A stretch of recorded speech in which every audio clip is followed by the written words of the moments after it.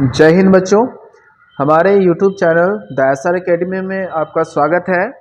आज का जो वीडियो है वो पिछले लास्ट क्लास में जो हम लोग लाइव क्लासेस लिए थे उस लाइव क्लासेस का ही क्वेश्चन करवा रहे हैं। किसी टेक्निकल प्रॉब्लम के कारण जो लाइव क्लासेस में जो हम लोग 100 क्वेश्चन जो है डिस्क्राइब किए थे वो सारे सवाल जो है वहाँ से हट गया है। इसलिए बहुत सारे बच्चों का ये कमेंट था कि सर जो वीडियोस हम डाले हैं उसमें से क्या है कि वो नहीं दिख रहा है। तो चेक करने के बाद पता चला कि वो ऑटोमेटिक जो वहाँ से डिलीट हो गया है। इसलिए जो आज का वीडियो है हम उस 100 सवालों में से सारे सवालों को वापस रिकैरी करेंगे ताकि आप लोग जो है इसका नोट्स बना सको। जैसा कि शुरुआत में ही हम आप लोग को बताए थे कि ये सारा जो सवाल है वो आने वाले एग्जाम के लिए काफ़ी ज़्यादा इम्पोर्टेंट है।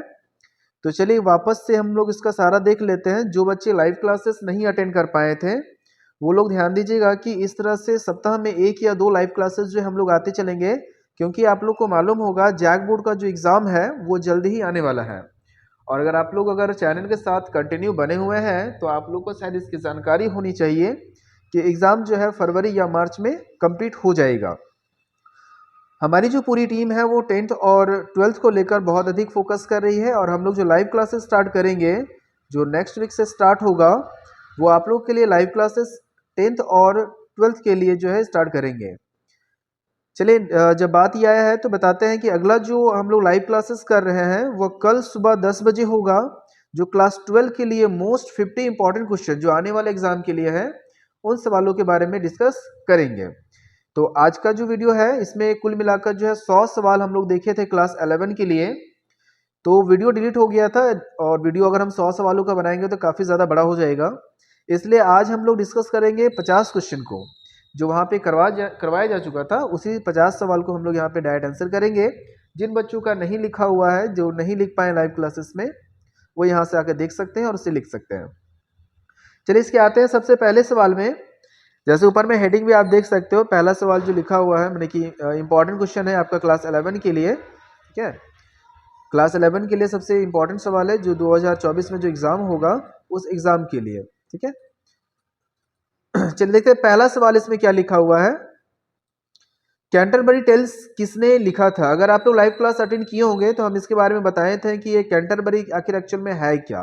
टेल्स मैंने स्टोरी होता है, कैंटरबरी टेल्स क्या है? ये एक कहानी है, कहानियों का संग्रह है। अब जरा देखिए किस तरह की कहानियां हैं। तो कैंटरबरी देखिए साइड में हम लिख भी दिए थे, लाइव क्लासेस में बताए भी थे कि इसमें जो है लगभग 30 यात्रियों के द्वारा बनाई गई 24 कहानियों का संग्रह है। यह कैंटरबरी टेल्स जो है 30 तीर्थ यात्रियों के द्वारा बताई गई 24 कहानियों का संग्रह है। और यह जो कहानी है आप देखिए, ये जो संग्रह है इसमें थॉमस बेटेक के मंदिर से यह यात्रा शुरू हुआ था। ये जो 30 यात्री हैं वो कहाँ से यात्रा शुरू किया था? थॉमस बेंटेक के मंदिर से यह यात्रा शुरू हुआ था। और ये यात्रा कहाँ से कहाँ तक का हुआ था? साउथ वार्क से कैंटरबरी की यात्रा तक का। ठीक है, तो आपको ये समझ में आ गया होगा कैंटरबरी टेल्स क्या है। यह 24 कहानियों का संग्रह है और यह यात्रा कहाँ से कहाँ तक था? साउथवर्क से लेकर कैंटरबरी तक की यात्रा का है। और इसको कितने लोगों ने बताया था? 30 तीर्थकरों ने बताया था। तीर्थकर नहीं, तीर्थ यात्रियों ने बताया था। ठीक है, अब सवाल यहाँ पे है कि इसको लिखने वाले कौन है। तो देखिए यहाँ पे 4 ऑप्शन दिया हुआ है, इनका जो आंसर था ये हो जाएगा जेफरी जोसेफ। ठीक है, यानी ऑप्शन नंबर डी हो जाएगा। चलिए अगला देखते हैं। दूसरा लिखा हुआ है संत बेनेडिक्ट्स और क्लूनी क्या है? तो इसमें देखिए ऑप्शन है विद्यालय, चर्च, कॉलेज या मठ। तो इसका जो आंसर है वो हो जाएगा आपका चर्च, जो कि लाइव क्लासेस में बताए भी थे। तो अब उम्मीद है कि आप लोग को लिखने में कोई दिक्कत नहीं हो रहा होगा। क्वेश्चन नंबर 3 पे आते हैं। मार्क ब्लॉक कौन था? जो मार्क ब्लॉक है वह एक इतिहासकार था। ठीक है, चलिए क्वेश्चन नंबर 4 पे आते हैं। सामंतवाद की सबसे छोटी इकाई को क्या कहते हैं? सामंतवाद की क्या है सबसे छोटी इकाई को क्या कहा जाता है? नाइट कहते हैं। ठीक है, कोई दिक्कत नहीं यहाँ तक। क्वेश्चन नंबर आते हैं 5 में। 5 में क्या लिखा हुआ है? ईसाई धर्म का प्रथम पॉप किन्हें माना जाता है? ईसाई धर्म का जो प्रथम पॉप है वो किन्हें माना जाता है? तो इसका जो आंसर हो जाएगा आपका ग्रेगोरी। ठीक है, चलिए 5 सवालों में कोई दिक्कत नहीं होना चाहिए। आगे बढ़ते हैं। 5 क्या है? सवाल है कि आखिर 5 क्या है? 5 का मतलब होता है जागीर। ठीक है, ध्यान रखिएगा यहाँ पे हम लोग जितने सवालों को कैरी किए थे लाइव क्लासेस में, जो कंटिन्यू बने हुए थे, उन लोगों को मालूम होगा, हम बताए भी थे कि ये वो सवाल है जो प्रीवियस ईयर में पूछा गया सवाल था, और चैप्टर बाय चैप्टर हम लोग की जो ग्रुप है, जो हमारी टीम है, उन लोगों ने इसको फोकस किया है, और एग्जाम के लिए ये काफी ज्यादा इंपॉर्टेंट भी है। क्वेश्चन नंबर 7 पे आते हैं। लिखा हुआ है गैर मुसलमानों को क्या कहा जाता है? गैर मुसलमान जो होता है उसे क्या कहा जाता है? 4 ऑप्शन देखिए लिखा हुआ है। पहला है यहूदी, दूसरा है जिम्मी, तीसरा है ईसाई, और चौथा इनमें से कोई नहीं। तो 7 का जो आंसर हो जाएगा वो हो जाएगा ऑप्शन नंबर बी, जिम्मी। ठीक है, गैर मुसलमानों को क्या कहा जाता है? जिम्मी। आगे बढ़ते हैं, क्वेश्चन नंबर 8 पे आते हैं। किस सूफी संत ने फना होने का उपदेश दिया था? फना का मतलब क्या बताया गया था? फिदा हो जाना। फना का मतलब क्या है? फिदा हो जाना। फिदा का मतलब होता है किसी पर रिझ जाना या किसी पर पूरी तरह से डूब जाना। तो यहाँ पे फना जो है ईश्वर के लिए, ईश्वर यानी कि जो सूफी संत है उन्हें ईश्वर पर फना होने का उपदेश दिया था। उसका नाम है ब्याजिद बिस्तामी। ठीक है, ऑप्शन नंबर ए हो जाएगा, यानी 8 का ऑप्शन नंबर ए। चलिए 9 पर आते हैं। 9 में लिखा हुआ है कि किस खलीफा की हत्या कूफा के मस्जिद में हुई थी? ये 2022 में पूछा गया सवाल है, और 2022 का सबसे इंपॉर्टेंटली ये क्वेश्चन भी बना था उस समय, जो ऑब्जेक्टिव के लिए है। कह रहा है किस खलीफा की हत्या जो है कूफा के मस्जिद में, सॉरी कूफा के मस्जिद में हुई थी? तो इसका जो आंसर हो जाएगा ऑप्शन नंबर बी, अली का। ठीक है, तो आपको शायद मालूम होना चाहिए खलीफा जो है टोटल 4 खलीफा हुए हैं। चारों का नाम यहाँ भी लिखा हुआ, अबू बकर है, अली है, उस्मान है और उमर है। ये 4 खलीफा है, और जो अली है वो चौथे खलीफा थे। ठीक है, चलिए ध्यान रखिएगा। अगर आप इसके बारे में और भी डिटेल जानना चाहते हैं तो क्लास 11 के लिए बहुत सारा हम लोग क्वेश्चन जो है इससे पहले अपलोड किए हुए हैं, आप जाकर चैनल पे विजिट कर सकते हैं। उसमें क्लास 11 के लिए और भी सारा इंपॉर्टेंट क्वेश्चन जो हम लोग कराए हैं, लगभग 200-250 क्वेश्चन के आसपास होगा। आप जाकर एक बार जरूर विजिट कीजिएगा, ताकि आप लोग का 11 क्लास का पूरा प्रिपरेशन हो सके। ठीक है, क्लास 12 में हम लोग क्या करेंगे कि चैप्टर बाय चैप्टर ऑब्जेक्टिव तो रहेगा ही, और साथ ही साथ जो है चैप्टर बाय चैप्टर सब्जेक्टिव का भी फोकस करने के बारे में बात चल रहा है। तो आप लोग चैनल के साथ बने हुए रहिएगा। क्वेश्चन नंबर 10 पे आते हैं। लिखा हुआ है मोहम्मद साहब द्वारा मक्का छोड़कर मदीना जाने की घटना को क्या कहा जाता है? ठीक है, यानी मोहम्मद साहब जो है इस्लाम धर्म के संस्थापक थे, जिनका जन्म जब 570 ईस्वी में हुआ था। तो पूछा गया है कि मोहम्मद साहब द्वारा मक्का को छोड़कर मदीना जाने की घटना को क्या कहा जाता है? तो देखिए 4 ऑप्शन दिया हुआ है। पहला ऑप्शन दिया हुआ है खलीफा, दूसरा है हजरत जिसे हम लोग हिजरा भी कहते हैं, तीसरा दिया हुआ है महाजुरीन, और तीसरा दिया हुआ है अंसार। तो इसका आंसर हो जाएगा ऑप्शन नंबर बी हो जाएगा, हिजरत या हिजराह। ठीक है, चलिए क्वेश्चन नंबर 11 में आते हैं। हमें आशा है कि आप लोग का छूट नहीं रहा होगा। अगर किसी का छूट रहा है तो वीडियो को पीछे करके देख सकते हैं, और अगर किसी को कुछ पूछना है तो आप कमेंट कर दीजिएगा, हम उसके बारे में सेपरेट वीडियो जरूर बनाएंगे।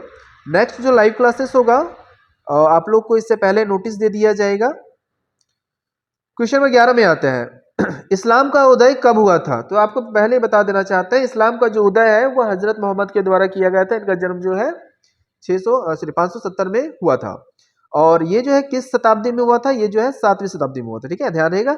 ये भी सवाल 2022 में पूछा गया सवाल था कि इस्लाम का उदय कब हुआ था, क्योंकि अधिकतर बच्चे जो याद करके जाते हैं कि इस्लाम का उदय कब हुआ था और किसने किया था, लेकिन यहाँ पे दे दिया गया कब हुआ था, लेकिन ये शताब्दी में पूछा है। तो अधिकतर शताब्दी में क्वेश्चन नहीं पूछता, लेकिन कभी कभी ऐसा सवाल जो है पूछ दिया जाता है। तो इसका आंसर क्या हो जाएगा? 7वीं शताब्दी में इस्लाम का उदय हुआ था। आगे बढ़ते हैं, क्वेश्चन नंबर आते हैं 12 में। लिखा हुआ है 31 ईसा पूर्व में ऑक्टेवियन ने स्वयं को यानी खुद को सम्राट नहीं डैश घोषित किया था। यानी ऑक्टेवियन ने अपने आप को क्या घोषित किया था? सम्राट तो घोषित नहीं किया था, लिख भी दिया है क्वेश्चन में कि सम्राट घोषित नहीं किया था। तो बताइए चारों में से क्या घोषित किया होगा? तो सर देखिए ऑप्शन लिखा हुआ है, शासन है, ईश्वर है, सिनेट है या प्रिंसिप है। इसका जो आंसर हो जाएगा ऑप्शन नंबर डी हो जाएगा, प्रिंसिप्स। ठीक है, क्वेश्चन नंबर 13 पे आते हैं। 13 पे देखते हैं। 13 में लिखा हुआ है गृह युद्ध का क्या अर्थ होता है? गृह युद्ध का मतलब हो जाता है सशस्त्र विद्रोह। ठीक है, यानी पूरी तरह से विद्रोह करना ही क्या कहलाता है? गृह युद्ध कहलाता है। क्वेश्चन नंबर आते हैं 14 पे।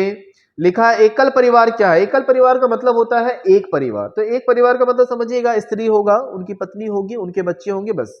तो इसे एकल परिवार कहा जाता है। और संयुक्त परिवार आप लोग समझते होंगे, घर में दादा दादी, मामा मामी, जो सब कोई मिलकर रहते हैं। तो मामा नहीं, चाचा चाची रहेंगे, वो सारे चीजें मिलकर जो है संयुक्त परिवार का निर्माण करते हैं। लेकिन यहाँ पूछा गया है एकल परिवार। एकल परिवार का मतलब है कि केवल स्त्री, पुरुष और उनके बच्चे। इनमें से हो जाएगा आपका ऑप्शन नंबर डी सभी।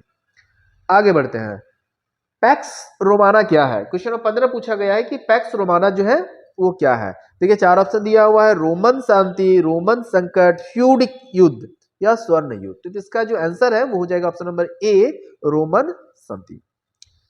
हमें आशा है कि समझ में आ रहा होगा, किसी का अगर छूट रहा है तो जरूर लिखते हुए चलिएगा। क्वेश्चन नंबर 16 में आते हैं, किस रोमन शासक ने डोमिनस एट डियस की उपाधि धारण की थी? ठीक है, 4 ऑप्शन दिया हुआ है 16 नंबर में अगर देखेंगे तो इसमें 4 ऑप्शन दिया है। पहला लिखा हुआ है जूलियस सीजर, दूसरा है अगस्टस, तीसरा है ड्रोजन और चौथा दिया हुआ है कैलिसियन। ठीक है, तो यहाँ पे 4 ऑप्शन है, चारों में से जिसका आंसर होगा वो जाएगा ऑप्शन नंबर ए। ठीक है, हमें आशा है सारी बातें समझ में आ रहा होगा। क्वेश्चन नंबर 17 में आते हैं, ईसाई धर्म को रोम का राजधर्म किसने बनाया था? ईसाई जो धर्म थी उसे रोम का राजधर्म किसने बनवाया था? तो ऑप्शन नंबर 17 जो है, हमने 17 का जो आंसर हो जाएगा वो हो जाएगा ऑप्शन नंबर बी, कॉन्स्टेंटाइन। ठीक है, वर्ड देख लीजिएगा, कॉन्स्टेंटाइन। क्वेश्चन नंबर 18 में आते हैं, एम्फोरा। ठीक है, क्वेश्चन क्या है? एम्फोरा क्या है? तो एम्फोरा जो होता है वो उसे कहा जाता है मिट्टी का बर्तन। क्या कहते हैं? मिट्टी से बने हुए बर्तन। लेकिन यहाँ पे ऑप्शन जो है कंटेनर दिया हुआ, कंटेनर का मतलब होता है रखने वाला सामान। इसका इस्तेमाल नॉर्मली शराब या लिक्विड जैसी चीजों को रखने में किया जाता था, तरल जैसे पदार्थों को रखने में किया जाता था। ठीक है, तो एम्फोरा क्या हो गया? मिट्टी के कंटेनर। चलिए आते हैं क्वेश्चन नंबर 19 पे। 19 में लिखा हुआ है, 4 राजाओं वाली प्रणाली किसने शुरू किया था? ठीक है, कितना? 4 राजाओं वाली जो प्रणाली है वो किसने शुरू किया था? चलिए इसमें 4 ऑप्शन दिया हुआ है, देखिए ऑप्शन पढ़ देते हैं एक बार। अगस्टस, जूलियस सीजर, कॉन्स्टेंटाइन और लास्ट जो दिया हुआ है डियोक्लेशियन। ठीक है, तो इसका जो आंसर हो जाएगा option number B, Julius Caesar. ठीक है, यानी 19 का हो जाएगा option number B. Question number 20 पे आते हैं, रोमन अर्थव्यवस्था मुख्य रूप से आधारित थी, यानी रोम की जो अर्थव्यवस्था थी वो किस पर निर्भर थी, किस पर आधारित थी? तो इसका देखिए आंसर हो जाएगा ऑप्शन नंबर ए, दास श्रम पर। ठीक है, तो 1 से लेकर 20 तक में से अगर किसी को कोई दिक्कत है तो आप लोग कमेंट कीजिएगा। लाइव क्लासेस में तो ऐसे कमेंट आया था तो उसके बारे में डिस्कशन हम लोग किए भी थे, लेकिन चूंकि यहाँ पे तो लाइव क्लासेस है नहीं तो आप लोग कमेंट कर सकते हैं। आने वाले कुछ टाइम के बाद एक लिंक बनेगा व्हाट्सएप ग्रुप का, जिसमें कराए हुए सारी चीजें जो लाइव क्लासेस में कराया जाएगा उस सभी चीजों का नोट्स वगैरह जो है वहां से प्रोवाइड किया जाएगा। तो चैनल के साथ बने रहे। अगर कोई बच्चे न्यू है जो पहली बार हमारे चैनल पे विजिट किए हैं तो सब्सक्राइब और लाइक जरूर कीजिएगा, और बाकी बच्चे जो पहले से बने हुए हैं वो कंटिन्यू बने रहिए और कमेंट करते रहिएगा। क्वेश्चन नंबर 21 पर आते हैं। 21 में लिखा हुआ है, रोमन साम्राज्य का विस्तार हुआ था। ठीक है, यानी रोम का जो साम्राज्य है वो कहां कहां तक विस्तार हुआ था? केवल यूरोप में हुआ था, कि एशिया में हुआ था, या अफ्रीका में हुआ था, या तीनों में हुआ था? तो इसका जो आंसर है वो हो जाएगा आपका तीनों में हुआ था। क्वेश्चन नंबर 22 पे आते हैं, किस सभ्यता में जल घड़ी और सूर्य घड़ी का आविष्कार हुआ था? तो इसका जो आंसर हो जाएगा मेसोपोटामिया। देखिए 4 ऑप्शन में दिया हुआ है, मिस्र, यूनान, सिंधु घाटी सभ्यता या मेसोपोटामिया। तो इसका जो आंसर हो जाएगा ऑप्शन नंबर डी, मेसोपोटामिया। 22 का क्या हो जाएगा? Option number D. Question number 23 पे आते हैं, असुर बेनीपाल कहां के शासक थे? असुर बेनीपाल कहां के शासक थे? देखिए ऑप्शन दिया हुआ है, असीरिया, यूनान, क्रीट और मिस्र। तो इसका जो आंसर हो जाएगा ऑप्शन नंबर ए, असीरिया का। ठीक है, अगला आते हैं, पहली लिखित मेसोपोटामियाई पट्टिका मिली थी, यानी मेसोपोटामिया की जो पट्टिका है वो पहला लिखित कहां से मिला था? देखिए 4 ऑप्शन दिया हुआ है, उर में, दूसरा उरुक में, तीसरा है मारी में, तीसरा है निनवेह में। तो इसका देखिए जो आंसर होगा वो हो जाएगा ऑप्शन नंबर बी, उरुक में। ठीक है, कहां पे होगा? उरुक में। क्वेश्चन नंबर आते हैं 25 पे, बेबीलोन नगर के जो प्रमुख देवता थे उन्हें क्या कहा जाता है या कौन थे? तो बेबीलोन नगर का जो प्रमुख देवता थे उन्हें कहा जाता था मर्दुक। ठीक है, ये इंपॉर्टेंट भी है, बहुत बार पूछा भी गया था और पूछा भी जाएगा। मेसोपोटामिया सभ्यता का विकास किन नदियों के तट पर हुआ है? ठीक है, देखिए ये तो बहुत सारा रिपीट सवालों में से आता है, उम्मीद है कि इसका आंसर जो है आप लोग बता दोगे। लाइव क्लासेस में बहुत सारे बच्चे जो इसके बारे में कमेंट भी किए थे, बताए भी थे, इसलिए हम यहाँ पे होमवर्क टाइप का तो नहीं देते हैं, बता देते हैं सीधा कि इसका जो आंसर हो जाएगा दजला और फरात नदियों के बीच में किसका हुआ था, मेसोपोटामिया सभ्यता का विकास हुआ था। क्वेश्चन नंबर 27 पर आते हैं। पृथ्वी अपनी धुरी पर घूमती है, बात सही है। यह सिद्धांत किसने प्रतिपादित किया था, यानी कि किसने कहा था कि पृथ्वी जो है अपनी धुरी पर घूमती है। देखिए 4 ऑप्शन है, गैलीलियो, कॉपरनिकस, न्यूटन या कोई नहीं। तो इसका जो आंसर हो जाएगा वो हो जाएगा ऑप्शन नंबर बी, कॉपरनिकस। ठीक है, क्वेश्चन नंबर 28 पर आते हैं। धर्म सुधार आंदोलन के प्रमुख नेता कौन थे, यानी जो धर्म सुधार थे उनके जो प्रमुख नेता थे कौन थे। देखिए 4 ऑप्शन दिया हुआ है, मैकियावेली, कैलिवन, मार्टिन लूथर या संत लोवला। तो इसका 4 आंसर में से देखिए इसका देखते हैं, तो इसका जो आंसर हो जाएगा option number C, Martin Luther. ठीक है, क्वेश्चन नंबर 29 पे आते हैं। देखिए 29 लिखा हुआ है, पेन का जो लाइन है वो डबल चला गया है, तो 29 नंबर होगा। विश्व में अरावेक समुदाय की जनजाति कहाँ रहती थी। ठीक है, अरावेक समुदाय के जनजाति कहाँ रहते थे, अगर याद होगा लाइव क्लासेस में तो याद रखिएगा, इसका कैरेबियन द्वीप समूह में मौजूद था। चलिए क्वेश्चन नंबर 30 पर आते हैं। 15 मिनट में हम लोग 30 क्वेश्चन देख लिए हैं, जल्दी जल्दी स्पीड चल रहा है। लाइव क्लास में चूंकि करा चुके थे इसलिए थोड़ा फास्ट चल रहा है। ठीक है, इसका जो आज हम लोग डिस्कस करेंगे वो आपका कुल मिलाकर जो है 50 सवाल ही बताएंगे, और इसका जो नेक्स्ट जो 50 क्वेश्चन है यानी 51 से जो सवाल है ये आप लोगों को परसों यानी कि एक दिन गैप करके बताया जाएगा। ठीक है, ताकि आप लोग क्या है कि उसके बारे में कंप्लीट रहो। पहले से कोशिश कीजिएगा कि जितनी चीजें कराया जा रहा है एक बार जरूर देखिएगा, एग्जाम के लिए इंपॉर्टेंट है। क्वेश्चन लिखा हुआ है, चीनी क्रांति कब हुई थी। तो पहला दिया हुआ है 1949 पे है, या 1811 पे है, 1911 पर है, या तो 1921 पर है। तो चीनी जो क्रांति हुई थी वो आपका हुआ था 1911 में, यानी कि 1911 में हुआ था। इसका आंसर हो जाएगा 1911। ठीक है, क्वेश्चन नंबर 31 पे आते हैं। 31 में लिखा हुआ है, ऑस्ट्रेलिया दिवस कब मनाया जाता है। ठीक है, ऑस्ट्रेलिया जिस तरह से हम लोग मनाते हैं ना 26 जनवरी, 15 अगस्त, तो उस तरह से यहाँ भी पूछा गया है कि ऑस्ट्रेलिया दिवस कब मनाया जाता है। अच्छा, एक सवाल हम यहाँ पे दे रहे हैं, आप लोग कमेंट कीजिएगा कि ऑस्ट्रेलिया दिवस आखिर बनाया क्यों जाता है। आप ये बता देंगे कब बनाया जाता है, आखिर ऑस्ट्रेलिया दिवस बनाया ही क्यों जाता है। आप ये कमेंट कीजिएगा, अगर कमेंट उस तरह से आता है तो हर एक के कमेंट को जो हम वीडियो में जरूर बताएंगे अगली क्लासेस में। चलिए इसका आंसर देख लेते हैं। पहला लिखा हुआ 15 नवंबर, 26 नवंबर, 26 अगस्त या 26 जनवरी। तो इसका जो आंसर हो जाएगा आपका ऑप्शन नंबर डी, 26 जनवरी। ठीक है, क्वेश्चन नंबर आते हैं 32 यानी कि 32 पर आते हैं। तो 32 में लिखा हुआ है, टोक्यो का पुराना नाम क्या है। ऑप्शन देखिए लिखा है, ओसाका, क्योटो, सफोरो या इदो। तो इसका जो आंसर हो जाएगा ऑप्शन नंबर डी, इदो। ठीक है, चलिए आगे देखते हैं। क्वेश्चन नंबर 33 पे है, सर्वप्रथम राष्ट्रीय बैंक की स्थापना कहाँ हुई थी। कभी कभी सवाल पूछता है कि सर्वप्रथम राष्ट्रीय बैंक की स्थापना कब हुई थी। ठीक है, तो ये आप होमवर्क रखिएगा, ये सवाल हम बताते हैं। सर्वप्रथम राष्ट्रीय बैंक की स्थापना जो है वो इंग्लैंड में हुआ था। आप ऑप्शन देख लीजिएगा, स्विट्जरलैंड नहीं है, इंग्लैंड में हुआ था, स्कॉटलैंड भी नहीं है, नीदरलैंड भी नहीं है। क्वेश्चन नंबर आता है 34 पे। 34 देखते हैं, लिखा हुआ है, मंगोलिया का राष्ट्रीय नायक किसे कहा जाता है। मंगोलिया समुदाय के जो है जो साम्राज्य थे उनके राष्ट्र नायक के तौर पे किन्हें कहा जाता है। ऑप्शन देखिए लिखा हुआ है, यूसुफ खान, अब्दुल खान, चंगेज खान या इनमें से कोई नहीं। तो इसका जो आंसर हो जाएगा option number C, Genghis Khan. ठीक है, हमें आशा है यहाँ तक सारी बातें क्लियर हो रहा होगा। क्वेश्चन नंबर 35 पे आते हैं, किस नगर में वारका शीर्ष मिला है। तो 35 का आंसर अगर हम देखते हैं तो इसका जो आंसर हो जाएगा ऑप्शन नंबर बी, उरुक में। 36 पर आते हैं, घटना के कालक्रम को क्या कहा जाता है। जब भी कोई घटना होती है तो उसके क्रम को क्या कहा जाता है। देखिए ऑप्शन लिखा हुआ है, दिन, सुबह, इतिवृत्त या इनमें से कोई नहीं। तो इसका जो घटना का जो कालक्रम होता है उन्हें कहा जाता है इतिवृत्त। ठीक है, तो क्या हो जाएगा ऑप्शन नंबर सी, इतिवृत्त। क्वेश्चन नंबर आता है 37 पे, रोमन साम्राज्य का प्रसिद्ध चिकित्सक कौन था। तो आप सभी लोग इसके बारे में देखिएगा, तो इसका जो आंसर हो जाएगा आपका गेलन, ऑप्शन नंबर सी। तो 37 का हो जाएगा ऑप्शन नंबर सी।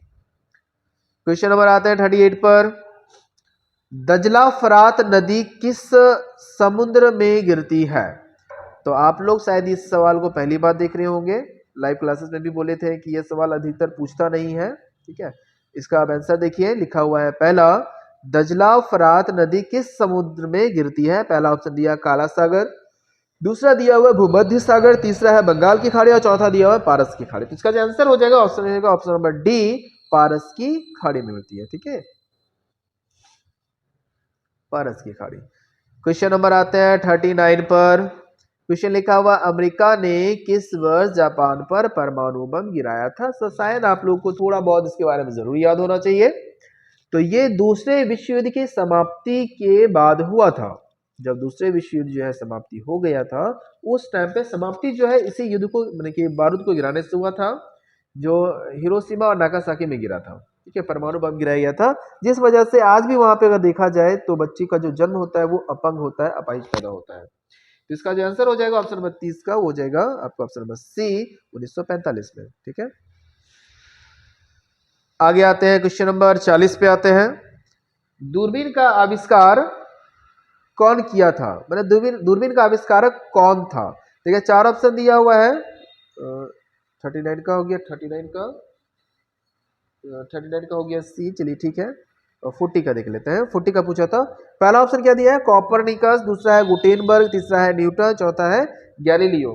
तो इसका जो आंसर होगा वो हो जाएगा आपका, एक सेकंड रुकिएगा, कॉपरनिकस, गुटेनबर्ग, न्यूटन या गैलीलियो। तो ऑप्शन नंबर डी हो जाएगा, गैलीलियो। ठीक है, एक बार देख लेते हैं किसी सवाल पे कोई प्रॉब्लम नहीं होना चाहिए, आप लोग लिखते चलिएगा। चलिए लास्ट का 10 सवाल देखते हैं। जिस काल की कुछ लिखित जानकारी नहीं होती है उसे क्या कहते हैं? मतलब देखिए, वैसा काल या खंड समय जिसका कोई लिखित प्रमाण नहीं मौजूद होता है, तो उसे क्या कहा जाता है? देखिए, चार ऑप्शन लिखा हुआ है, प्रगति ऐतिहासिक काल, या तो आद्र का ऐतिहासिक काल, या ऐतिहासिक काल, या तो फिर ताम्र पाषाण काल। तो इसका जो आंसर हो जाएगा ऑप्शन नंबर हो जाएगा ए। क्वेश्चन नंबर 42 पर आते हैं, यानी 42 नंबर पे है, लिखा है, मानव के विकास से यानी उद विकास से संबंधित सिद्धांत का प्रतिपादन किसने किया था? ठीक है, तो ऑप्शन देखिए, लिखा है पहला चार्ल्स डार्विन, दूसरा है विलियम हार्वे, तीसरा है लामार्क, चौथा है मेंडलीव। इसका जो आंसर हो जाएगा option number A, Charles Darwin. अगला सवाल लिखा हुआ है, सोसाइटी ऑफ जीसस की स्थापना किसने किया था? तो इसका जो आंसर हो जाएगा option number C, sorry C नहीं होगा, ऑप्शन नंबर होगा बी। चलिए आगे देखते हैं 44 पे, एक बार इधर देख लीजिएगा, कुछ छूटा नहीं है। 44 पे आते हैं, किस देश का नाम एक पेड़ के नाम पर रखा गया है? अगर इससे पहले का जो वीडियो हम पोस्ट किया है क्लास 11 के लिए, अगर आप लोग देखोगे तो उसमें आपको साफ साफ पता चलेगा। इसका जो आंसर हो जाएगा उसमें हो जाएगा आपका सी, ब्राजील। ठीक है, चलिए आगे बढ़ते हैं।